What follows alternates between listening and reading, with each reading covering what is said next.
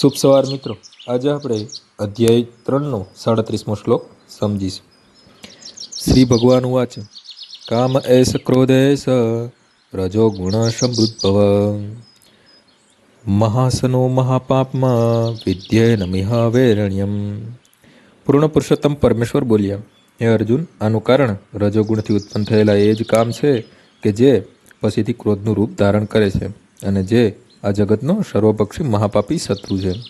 જીવાત્મા જ્યારે ભૌતિક સર્જનના સંપર્કમાં આવે છે ત્યારે તેનો સનાતન કૃષ્ણ પ્રેમ રજોગુણના સંગથી કામમાં રૂપાંતર પામે છે, અથવા બીજી રીતે કહી શકાય કે જેમ દૂધ ખાટી આંબલીના સંસર્ગથી દહીંમાં રૂપાંતર પામે છે, તેમ ઈશ્વર પ્રેમનો ભાવ કામ ભાવમાં પરિવર્તિત થઈ જાય છે। વળી જ્યારે કામ અસંતુષ્ટ રહે છે ત્યારે તે ક્રોધમાં પરિણમે છે। ક્રોધ મોહમાં પરિવર્તિત થાય છે અને મોહ ભૌતિક જીવનના ચક્રને કાર્યરત રાખે છે। તેથી કામ જીવાત્માનો સૌથી મોટો શત્રુ છે અને આ કામને લીધે જ વિશુદ્ધ જીવાત્માને આ સંસારમાં લપેટાયેલા રહેવું પડે છે। ક્રોધ તમોગુણનું પ્રકટીકરણ છે। પ્રકૃતિના આ ગુણો પોતે જ પોતાને ક્રોધ તથા અન્ય રૂપોમાં પ્રકટ કરે છે। માટે જો રહેણી કહેણીની નિયત પદ્ધતિ દ્વારા રજોગુણનું તમોગુણમાં અધઃપતન થવા ન દેતા તેને સત્વગુણમાં સમુન્નત કરવામાં આવે તો આધ્યાત્મિક આસક્તિ દ્વારા ક્રોધમાં પતિત થવામાંથી મનુષ્યને ઉગારી શકાય છે। પૂર્ણ પુરુષોત્તમ પરમેશ્વર પોતાના નિત્ય વર્ધમાન ચિન્મય આનંદ માટે પોતાના એક રૂપ વિસ્તાર કર્યો અને જીવાત્માઓ તેમના આ ચિન્મય આનંદના જ અભિન્ન અંશો છે।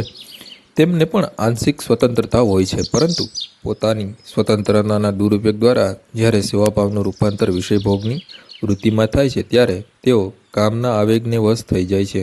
ભગવાન આ ભૌતિક સર્જનની રચના બદ્ધ જીવોને તેમની કામવૃત્તિઓની પૂર્તિ કરવા માટે સારું સુવિધા આપવા માટે કરી છે અને જીવાત્માઓ જ્યારે લાંબા સમય સુધી કામ પ્રવૃત્તિમાં રચ્યા પચ્યા રહેવાથી પૂરેપૂરા મૂંઝાઈ જાય છે ત્યારે તેઓ પોતાની મૂળ સ્વરૂપાવસ્થા વિશે જિજ્ઞાસા કરવા લાગે છે।